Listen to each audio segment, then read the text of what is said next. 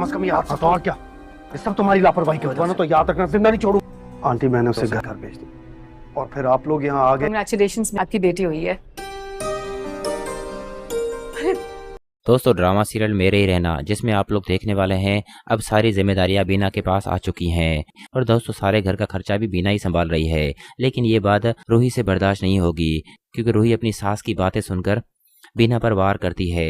लेकिन दोस्तों रूही बेचारी को क्या मालूम कि उसकी सास भी उसके साथ खेल रही है, क्योंकि दूसरी तरफ अन्नू बीना के साथ खेल रही है। वो उसके कान भरती है कि रूही तुम्हारी कभी मदद नहीं करेगी चाहे कुछ भी हो जाए, क्योंकि रूही तुमसे जेलस है, क्योंकि तुम बाहर जाते हो, घूमते फिरते हो। रूही को असद कभी घुमाने बाहर नहीं ले गया, इसी वजह से वो तुम दोनों से जलती है।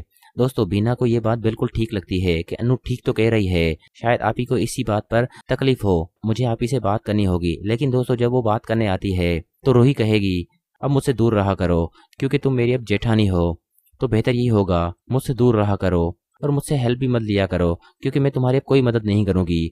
दोस्तों बीना को अन्नू की बातें याद आती है कि अन्नू ने तो यही कहा था कि रूही तुम्हारी मदद नहीं करेगी और ऐसा ही हो रहा है।